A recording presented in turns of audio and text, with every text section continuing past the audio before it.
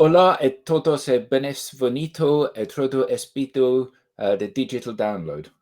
Whoops, sorry. Bertrand was kind enough to have written it for me in Spanish, although obviously I butchered that.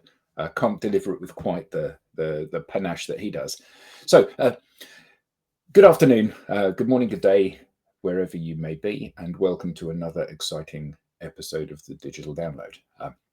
We are the longest running weekly business talk show on LinkedIn Live. We are globally syndicated on TuneIn Radio through the IBGR network, which is the world's #1 business talk, news and strategy radio network. Today, we're going to look at the art of building strong B2B relationships with our special guest star, Dr. Ryan O'Sullivan, author and expert in relationship-driven sales strategies. He has over 20 years' experience in academic research and is at the forefront of this thinking. He's also the host of the Deal Talk podcast and global account manager at IntroHive. And he has a deep understanding of how important relationship building can be to transform business outcomes. So it looks like it's just you and I and Ryan today, Tim. So over to you. Introduce yourself. Thank you very much. And welcome, everybody. My name's Tim Hughes. I'm the CEO and co-founder of DLA Ignite. And I'm famous for writing the book, Social Selling Techniques to Influence Buyers and Changemakers, which is the same publisher as Ryan has as well, Kogan Page. Fantastic. Kogan Page, which is the same publisher that we have as well. Without Absolutely, yes. Yeah, so we're all like a big family, aren't we? Yes. So I'm Adam Gray. I'm Tim's business partner and co-founder of DLA Ignite. And this, I think, is going to be a really interesting conversation today because relationship building and the importance of building strong, long-lasting networks and relationships is fundamental to both what we do as a business and what we believe in. So without further ado, let's bring on Ryan. Hi, Ryan. Lovely to have you join us today. And welcome all the way from sunny Nice. Bonjour, Ryan. Bonjour, yeah, thank you. Nice to meet you guys. Pleasure. Thanks for having me. Fantastic. So before we go any further, do you want to introduce yourself and tell everybody that's watching how you got here and why this matters so much? Yeah, well, you did a good version yourself there, Adam. I listened to your intro prior to that. So I guess to add to that, you mentioned 20 years. I think the most important part of that is probably the last 15 years. I spent nearly 9 years with Infosys, global IT services firm. So that's where I really cut my trade in the enterprise complex deals and managing key global accounts. So obviously these are very huge amounts of revenue that we're talking about. So that was the first time sort of in that field and understanding really the art and science of how these deals and how those accounts work. That's what prompted my intrigue, I guess, into people talk about relationships and relationship quality, but what is a quality relationship? You know, understanding the detail behind that. So I started my doctorate while at Infosys, and I finished it, and I moved over to the firm I'm currently at now, which is IntroHive, and it was almost a serendipitous moment when I was wandering around the O2 and I saw their banner that said, in business, relationships matter. And that was really my ethos and linked to a lot of the stuff I was doing. And I was already working on my doctorate by then. And I had to stop by, obviously, and got chatting to them. And one thing led to another. They considered me a prospect before because I was working at Infosys, obviously. But I ended up joining them, which was a really great thing for me professionally and personally.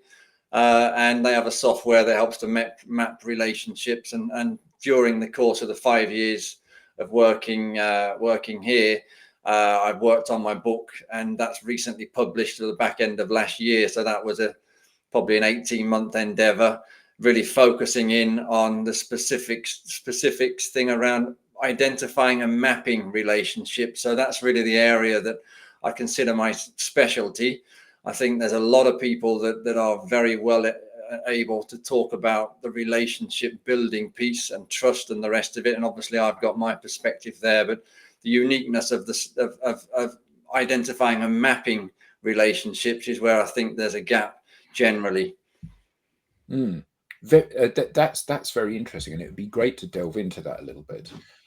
But the title that we have for the talk is Ditch Transactional Selling, Build B2B Relationships That Last.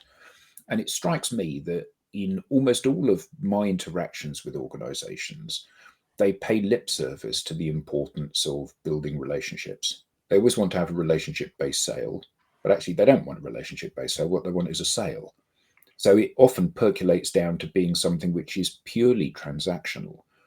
So I guess the first question that I would like to ask is, if it's possible to map relationships and understand how well you are plugged into an organization and how you can get people to influence the decision making, why bother if as an organization you don't think that relationships are something that you should be focusing on?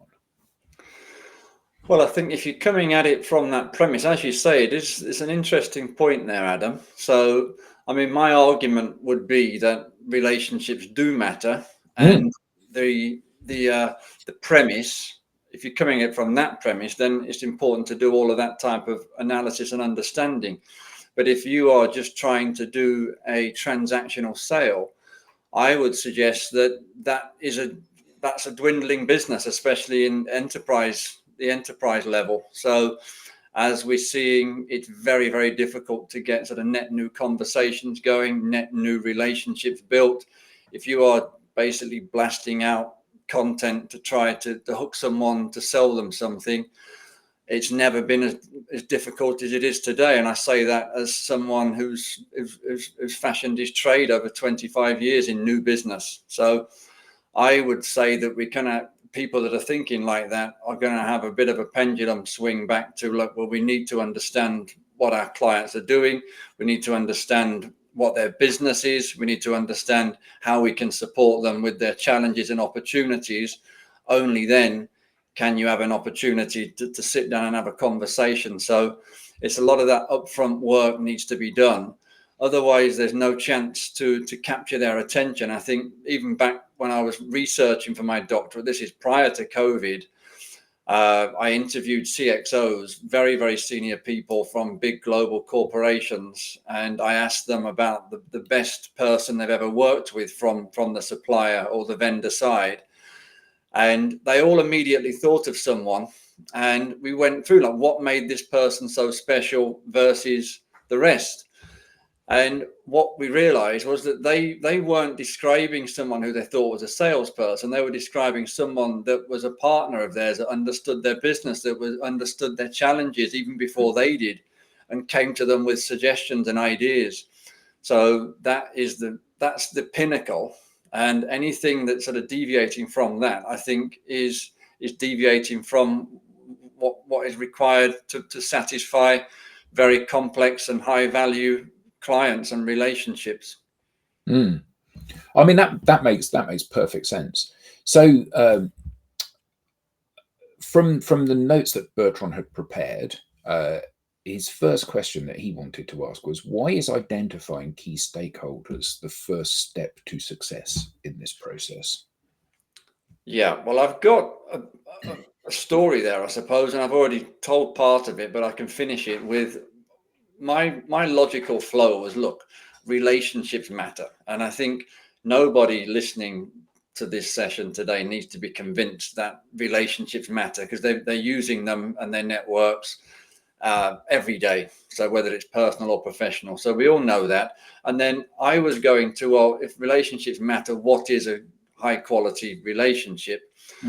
But I think the gap there was, before you start to evaluate the quality of your relationships, are you talking to the right people based on the specific use case? And I mean, we can talk about business, we can talk about the priorities, you sort of map accounts, but even if you're looking for, on a personal level, you're looking to move jobs, we were just talking earlier about living in France or Italy. If you're looking to go on holiday somewhere, you need to identify who are the right people that can help you first. So identify them, and that's the mapping part. So identifying and mapping. And if you don't do that, you're really missing a trick, because you tend to gravitate towards the people who you already have relationships with, but they might not necessarily be the people that are important to the priorities that you have as an individual. And whether it's finding information about a trip to Tuscany, or whether it's understanding how you can develop a conversation with the head of data analytics to propose some services. So I think if you don't take that seriously and have that as the North Star with everything else you do, then it's going to be difficult. Mm. Because if you take Kerry Cunningham at Sixth Sense's research, one of the things that he's found that in large B2B enterprise sales, people will go away and do their own research, and then they're 70% of the way through the buying process, then they'll get in contact with the company. But part of that research will be using their relationships to say, I've got a short list of ABC company. I know Steve in A, and I know Geraldine in B, and I know Cynthia in C. And they ring them up and they say, so what's it like there? What are you doing? And how's it going? And so part of the research process is actually taking into account existing relationships. They don't ring salespeople. They ring people who they know will give them an honest answer.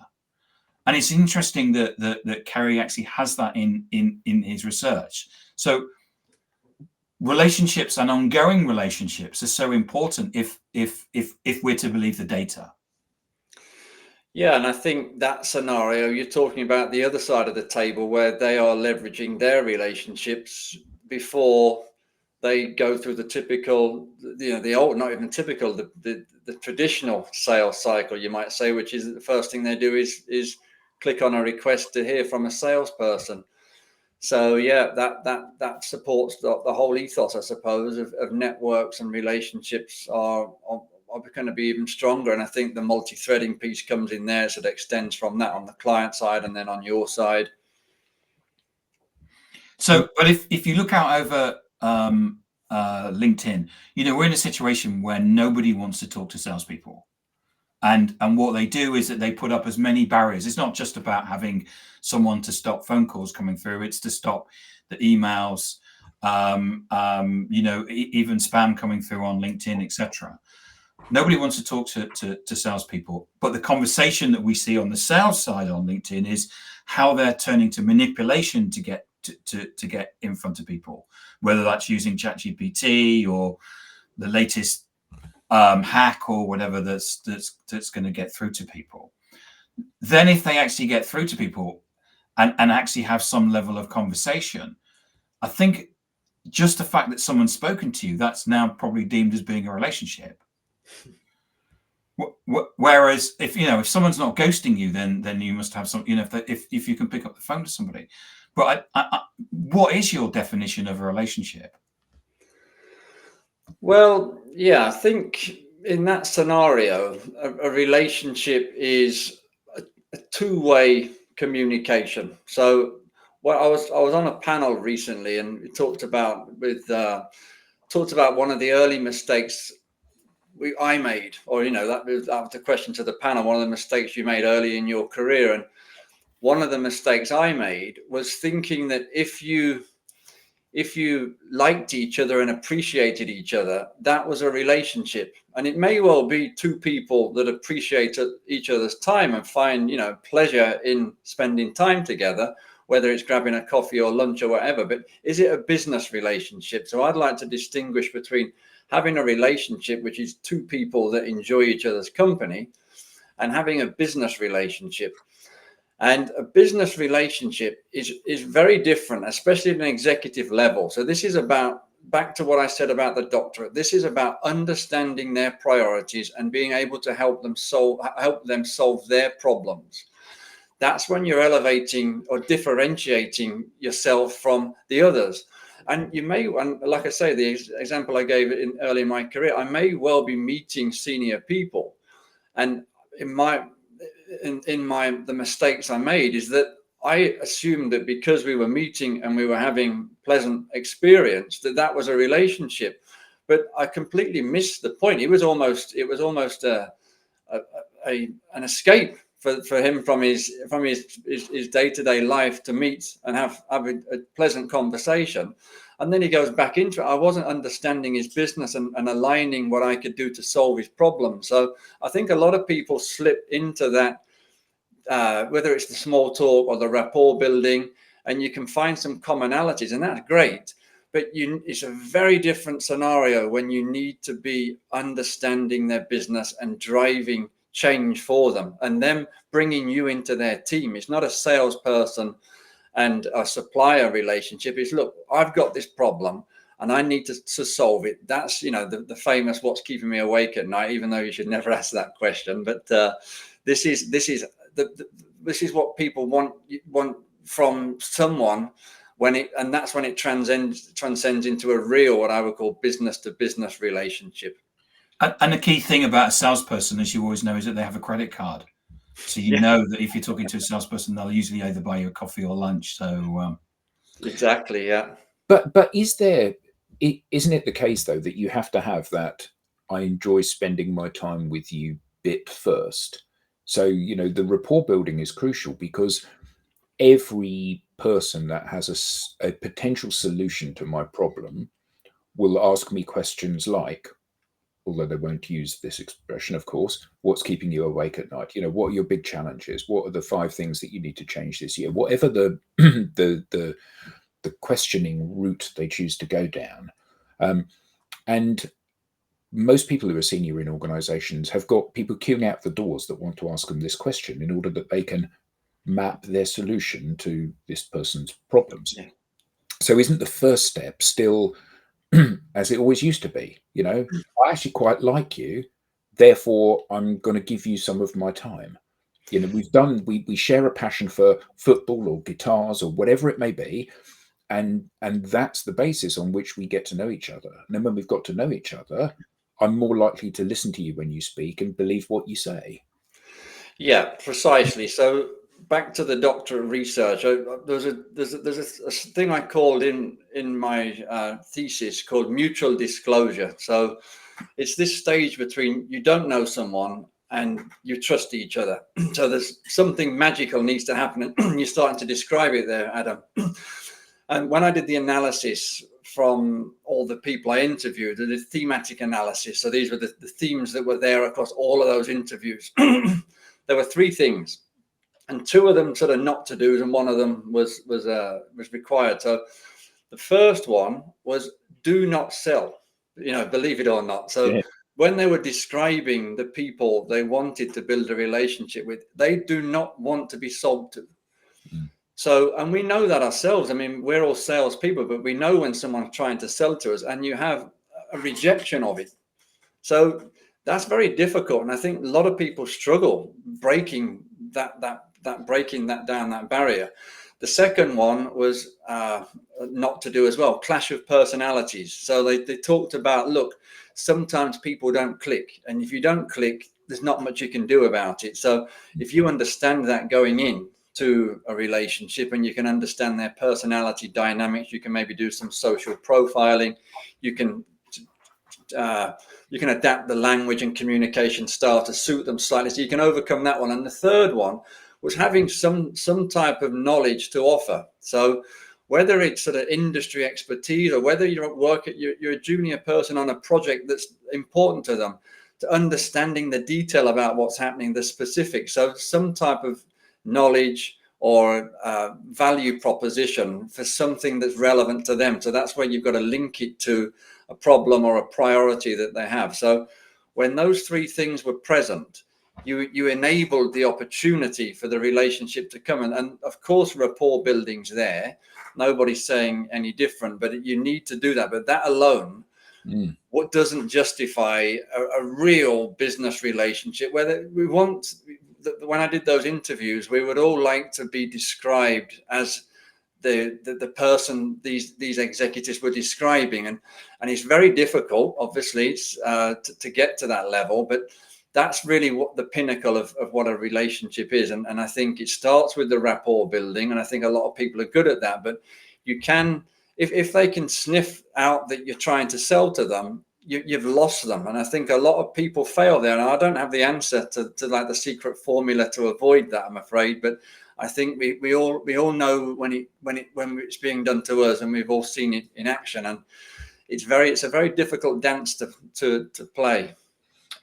Absolutely. I mean, that do not sell idea is something that we say quite a lot to people. You know, when we're teaching people how to create content or how to develop a conversation with somebody in the digital space, you know, as soon as you start selling, you know, it's like me proposing to you and I've only just met you. You know, it seems massively inappropriate. We might end up married, but actually there's a few steps between now and then. And actually, this idea that you must wait until it's appropriate to have that conversation. So we need to identify key stakeholders. But one of the challenges, I think, again, shown up from Kerry Cunningham's research, is that one of the challenges that we're facing today is that there are an awful lot of people involved in the buying decision-making process. You know, there's a bunch of people that are the key stakeholders and the decision makers. So the CFO, the head of procurement, you know, those kind of people. There's a whole load of people that are on the face of it, the technical experts, if you like. So, you know, we need a new CRM system, therefore we need to talk to the head of sales, and we need the head of process and head of whatever. And then there's a whole bunch of people that are from the outside looking in, kind of pretty much invisible. So I don't have a role that means that I'm an expert on CRM, but I've sat through 6 CRM systems being implemented at other companies. So actually, we should call him into the meeting to have a conversation as well.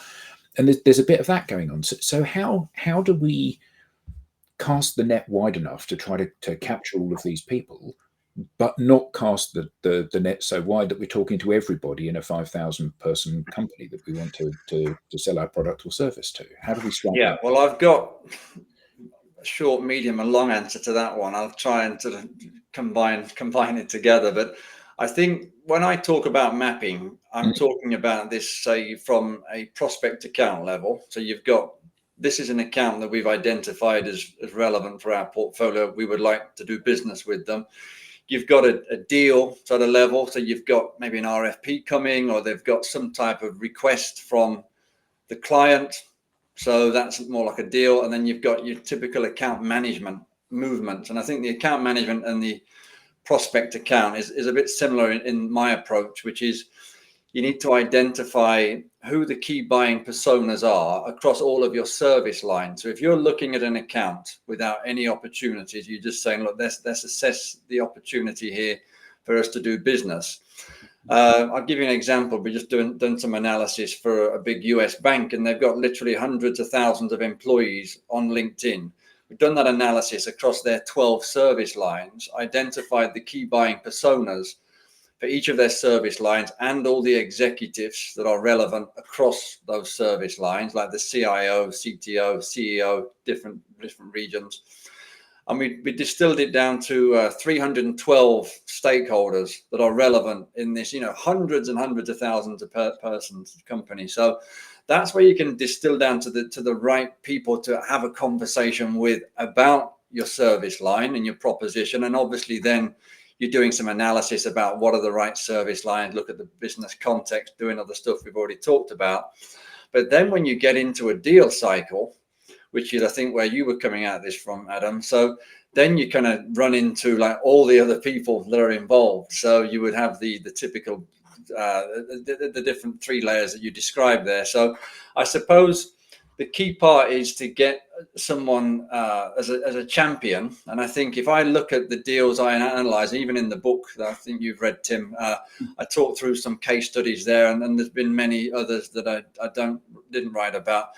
The one common theme to all successful deals is a champion or champions on the client side. If you don't have something like that, it's very difficult to navigate your way around. And I think to answer some of the questions about the hidden executives or the processes or all the other stuff and who's fighting for you, the competitive landscape, not that people are disclosing anything confidential too much, but it's also, if you don't have someone fighting, guiding and advising on the inside, it's very tough to win. And they would give you access and insight into what's happening.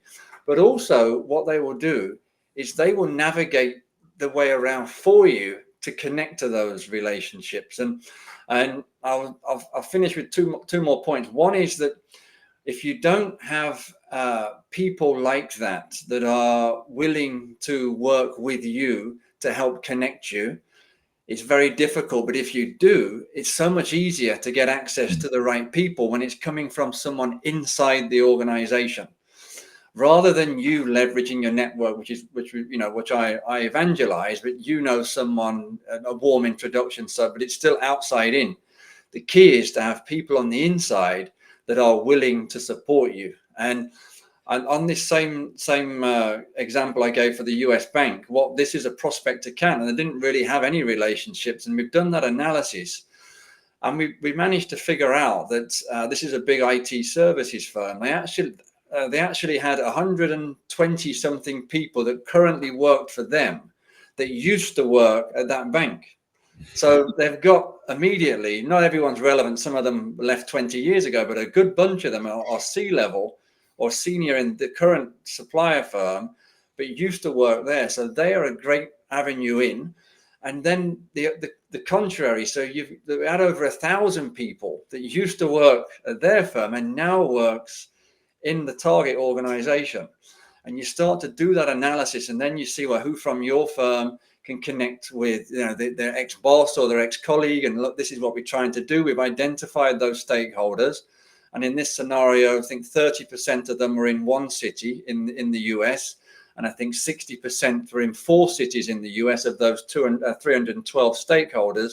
So you're starting to piece this together and be able to be very strategic and think very differently to the traditional model. And that is really what I'm trying to evangelize. And I call it the panning for gold stage. So I said I had a short, medium, and long answer. I think that was the long one. So. No, that's brilliant. But I am concerned that for people that are in the sales organization, this sounds very complicated. It's like, well, previously what we've done is we've got a list and we've sent emails. And you would imagine that in 2025 that wasn't the norm, but it still is the norm. Yeah. And what we're going to do is we're going to use AI or automation to send hyper-personalized emails. And we're going to make sure that we get you on LinkedIn and on your mailbox and on Facebook, and we're going to do some Google partner ads to you all at the same time. So you can't get away from us, because that's going to be even more attractive, isn't it? But what you're doing, what you're talking about there, is significantly more sophisticated. This is like saying, okay, there's a big group of us. Some of us came from there. Some of them have come here. Let's look at those connections and how those plug into both organizations, and how we can start to take advantage of those relationships that already exist. And everybody that you worked with 20 years ago, you have nice feelings about them, because we've all got rose-tinted glasses most of the time. But I think that for many, particularly enterprise organizations, where there's a very rigid sales structure and there's a very much quarter by quarter driven revenue requirement, this sounds like it's incredibly complicated. It's not a good use of your time, because we need something which is going to land this week or this month. And I guess in many instances, Tim and I come from Oracle, 200,000 person company. Like, there's an awful lot of people in Oracle that have come from the companies that we're trying to sell to, and vice versa. And even identifying those people would be a gargantuan nightmare. So how do organizations take these first steps to make this doable rather than just a nice idea? Yeah. So I hear you, and I think about my time back at Infosys, and I was in the new business team, and what I would do is draft an email, relevant email, do a bit of what you would call today sort of personalizing it, and send out maybe 20, 25 emails to specific people. I'd get 5 to 10 come back. That would turn into 5 meetings, and over the course of the next 6 to 9 months, I would open up, one of those accounts, and that was very straightforward. And I know from experience in the market that today that has just drastically changed, and you're sending thousands of emails and no one's responding. So it's a very, very different dynamic at the moment. And I think what I would say is I don't have a great answer to like a silver bullet. What I would say is 80% of the revenue tends to come from 20% of the salespeople. That's what I used to do previously, and that was successful to me. I've had to move with the times.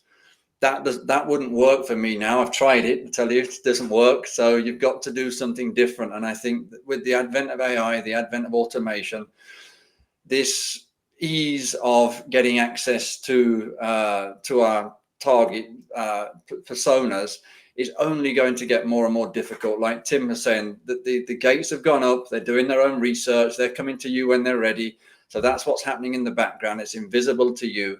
So if you want to take control of your own business, I think you've got to put the hard work in. And what I did before was the hard work. And I think this type of analysis and this type of mentality to leverage what I would call intelligence gathering versus research, because everyone's got their own. I mean, the AI can now create very personalized content research.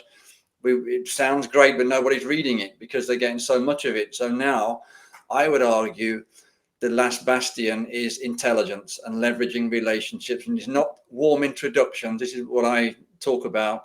Warm introductions are great. They're tough, but if you could, and they're usually to senior people. I can see you're connected to the CFO or CXO. Can you introduce me? That won't work. So you've got to go to more junior, so-called junior people for the intelligence gathering about what the dynamics are, who else they're working with, pitch to them maybe, and work your way up. So I think that is the strategic way to do it. But I think it is practical as well, because anyone with the tools available today, even with a basic LinkedIn license, you can start to do that type of analysis. Obviously, with software like IntraHive, it makes it a lot easier because we're analyzing the internal relationships and capturing all of that. So that's easier. But I think there's no easy answer to get the pipeline firing for quarter by quarter deals. And I think we're seeing that across the software market. It's never been more difficult. And I think the sales, that shift from a sales pitch for the impact that the software will have has sort of faded since COVID. And now it's very much proving the value, and a lot more questions are being asked about the impact that the software has had or will have. And questions are being asked from exactly the way Tim described. So before people are making decisions, they're already gathering whether this is the right move for them. So there's no happy answer, I'm afraid, from my side to make this easy and suddenly get the deals and the pipeline going. Yeah, I mean, we don't believe in silver bullets, and we're forever writing about the fact that there's no easy fix for any of these issues. It all boils down to hard work.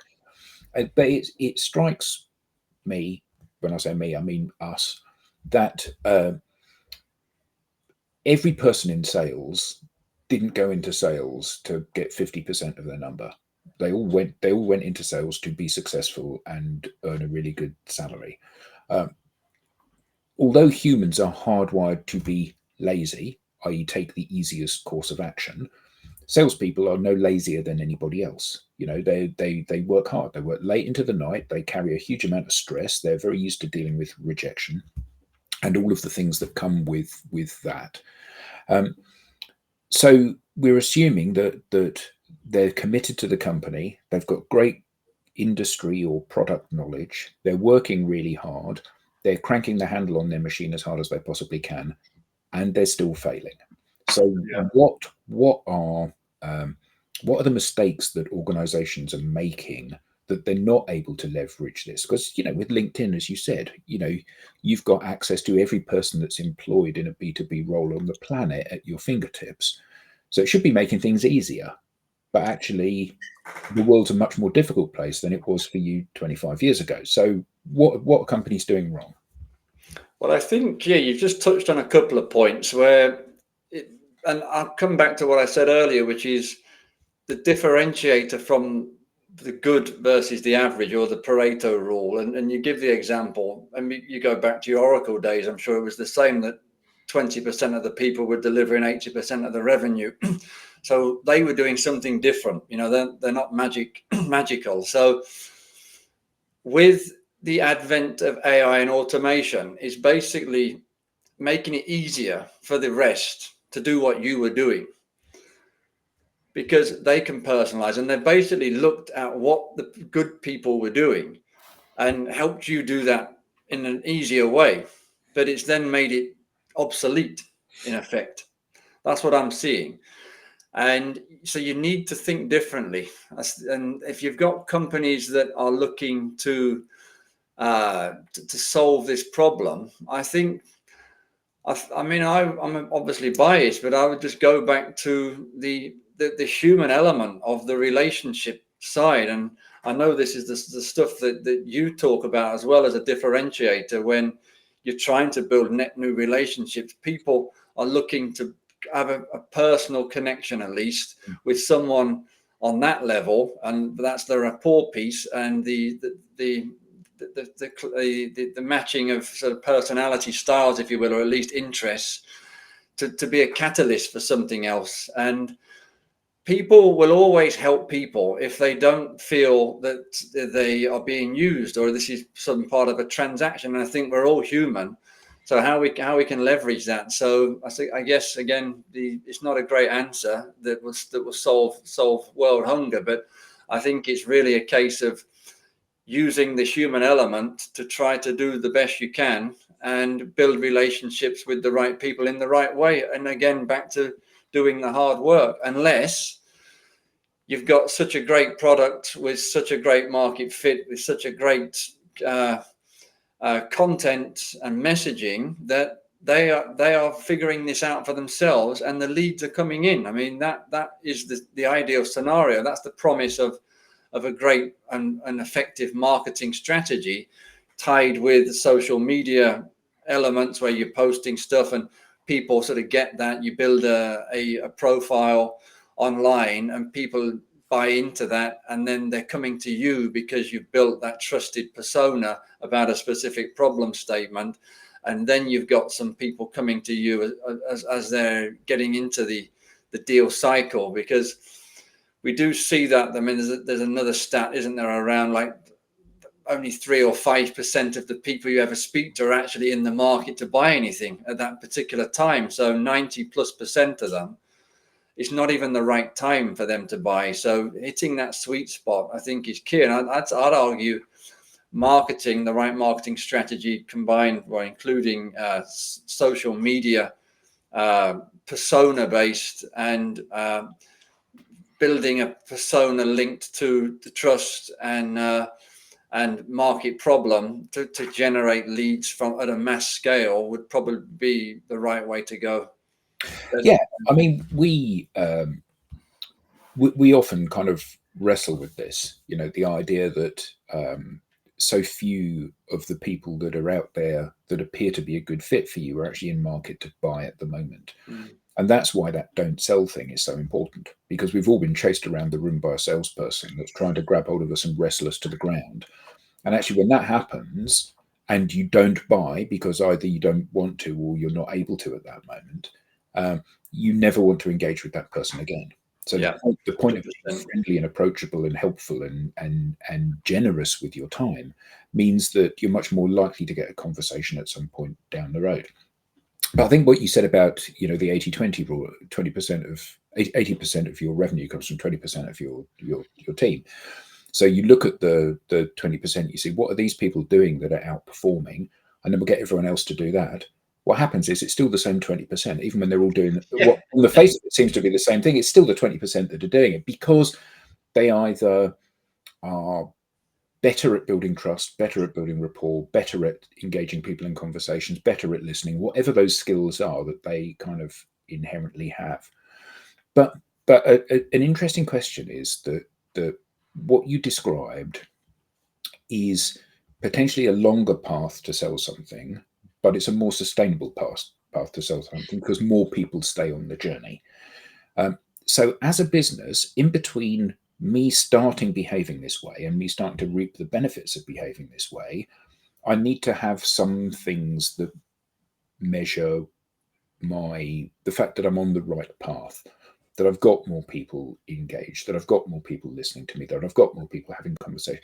So how do I measure the ROI of the salespeople or the customer facing people's relationship building efforts? Because that sounds like that's a bit airy fairy, doesn't it? Yeah, I think hard metrics would be meetings. I think that's a good one, isn't it? So are you meeting these people? And emails, not so much, but definitely meetings. And I know a lot of, obviously, the clients I deal with, that is sometimes a metric that they use. But then one that you often see, I mean, I know one of the big global consulting firms we were joking recently about, they understood that and they did a campaign to say, look, we want to get people out meeting people. And what people did is when they realized it was a KPI, they just went and met the people they already knew. So let's just go out and say, right, I need to make 10 meetings. I'll go and meet these 10 folks I know. So they can game the system that way. But the point is, if you're meeting people, that's good. But new meetings.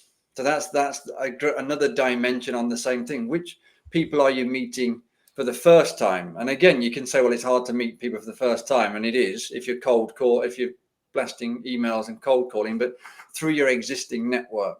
Again, I'd go back to that. So I think those two would be a good lead indicator as to like what are people, and then you can see who are they meeting, what's the profile, what happened in the meeting. So that would be a good one. Number of meetings, a number of new meetings, and then analyzing where they fit in the ICP and the typical buying personas. Yes. Sorry, go on, Tim. I was going to say, what you were saying earlier on, Ryan, was about going out and doing research in terms of who are the people that you need to contact. And I think everybody will do that, regardless of whether you're going to spam them or call them. Then there's going to be some sort of process where you're going to try and get conversations in the account, and because it may be in a situation where the people don't even know they have the problem. So from a new business perspective, Kerry Cunningham comes from, well, I already know that I have a heart problem, whereas you may be in a situation where you need to go and tell the person that they've got a heart problem, and they actually don't know it yet.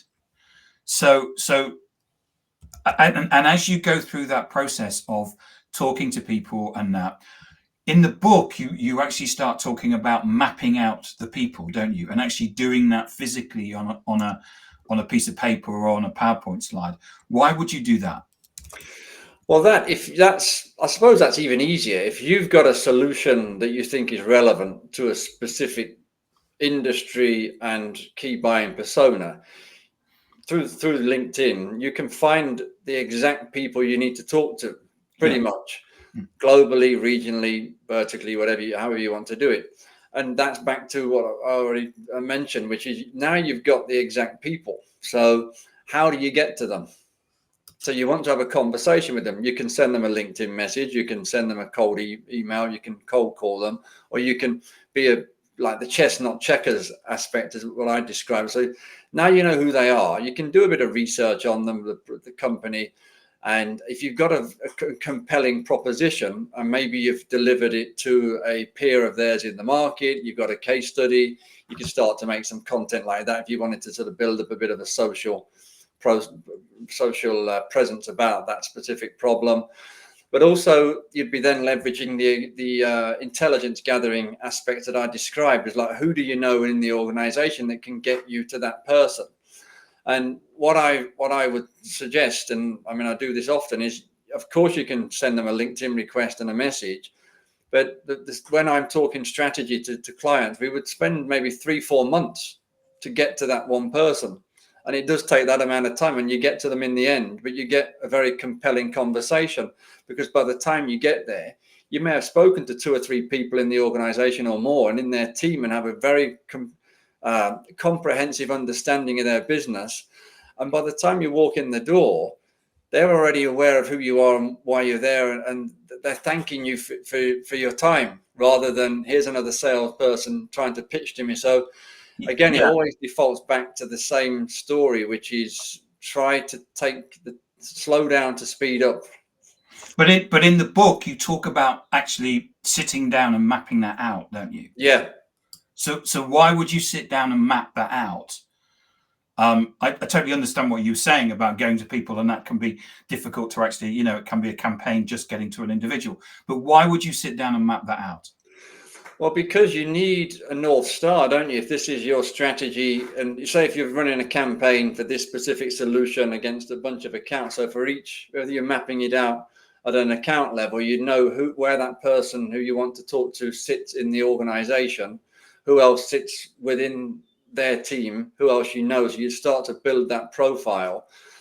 What I would suggest in that scenario is if you've got a list of various different companies that fit the profile, you would map out who the people are and where their existing relationships are to prioritize which ones you target first.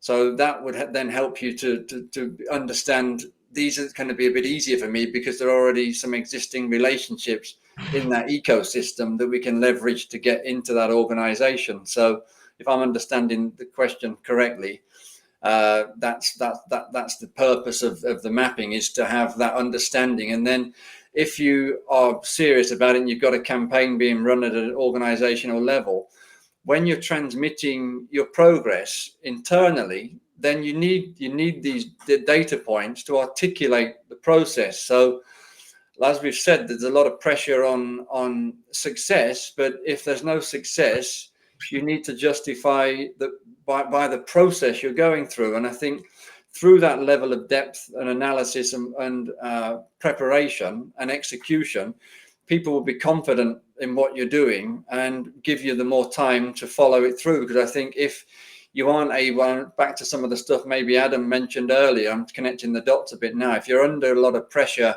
to deliver and the results are hard to come by, you need to have a very structured approach that people can buy into and support, and then say, right, carry on, we're backing you on this. So what you're saying, that if you're running a very big account, you need to map on paper or PowerPoint the people that you're talking to and where they fit in.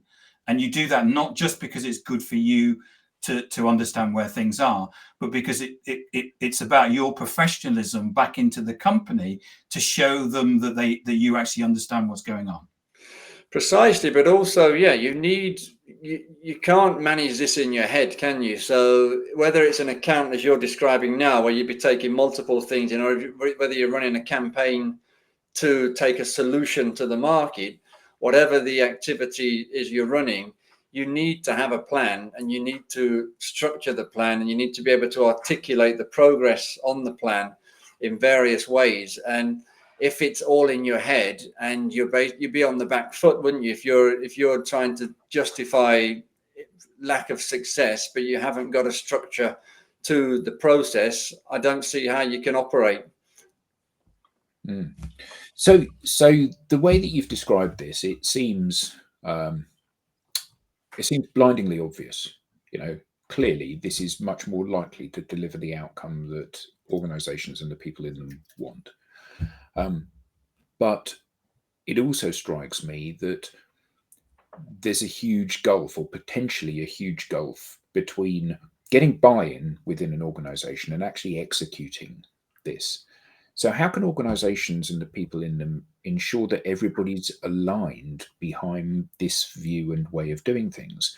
Because it strikes me that so often what we see is people are being, effectively, a good metaphor for this is people are being clocked in and out, but they're also being measured on results.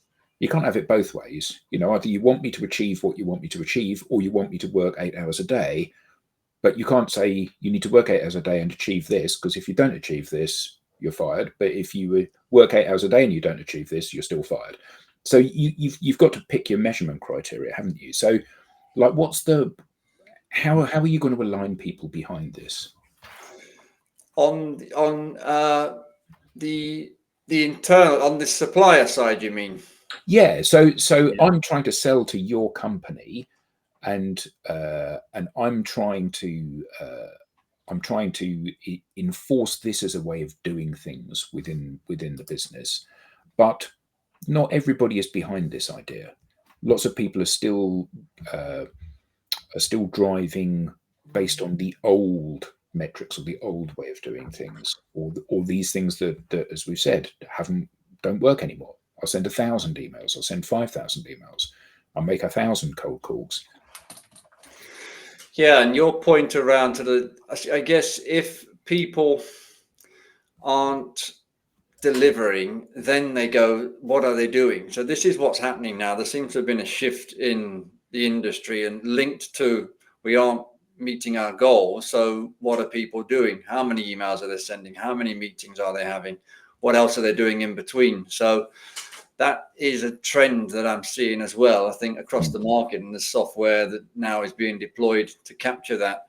I guess it's down to the results that you see, and we talked about the end result, which is the success. But if you've got the small wins along the way, those conversations that are happening, those tidbits of information that are coming, that confidence that has been built through those conversations, and you'd have to just articulate that those are the small wins that are the breadcrumbs to the success, I suppose.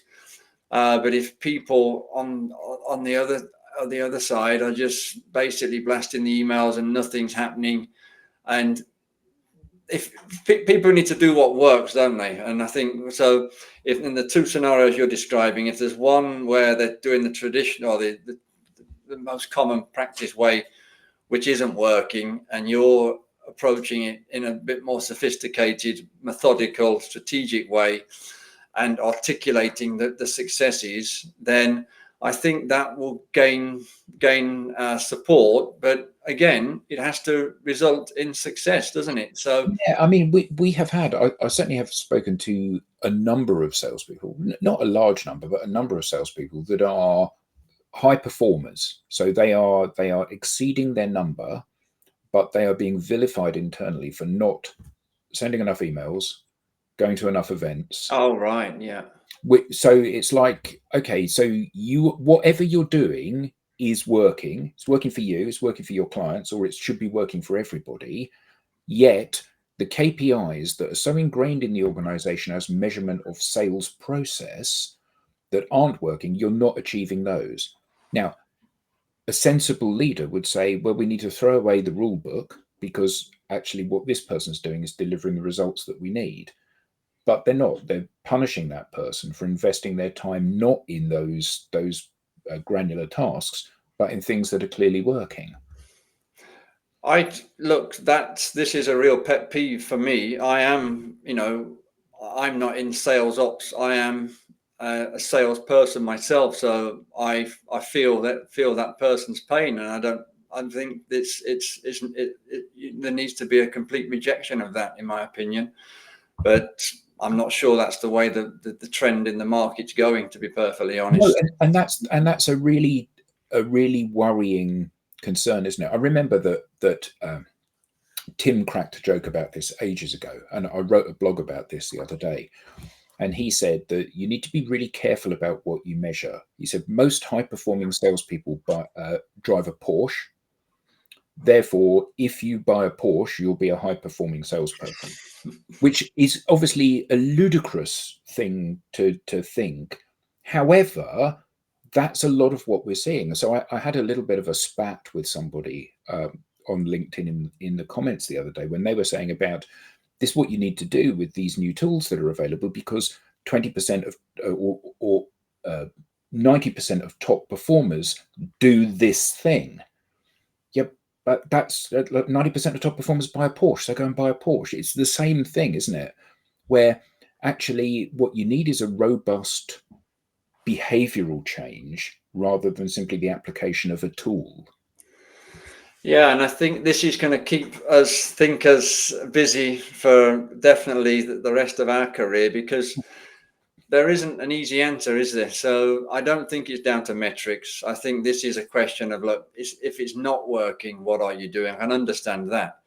But then maybe the metrics that they're suggesting won't necessarily work either. So I think this, like we keep hearing about, AI is going to to change everything, and I think it will, but not in the way people think. I think it is going to make the traditional role obsolete. You see a lot of trends in, especially with the big box firms that are moving to much younger, more inexperienced salespeople, I'd say. So that's because they're cheaper. So that will then, with the sales process, and they're betting big on that. But that is a shift more towards transactional sales. They know what the clients know what they want, so they're going to come in, and it's more just managing them through that sales process. So it's going to be tough.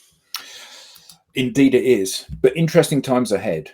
So Ryan, thank you so much for coming on. It's been absolutely fantastic having you as part of the show.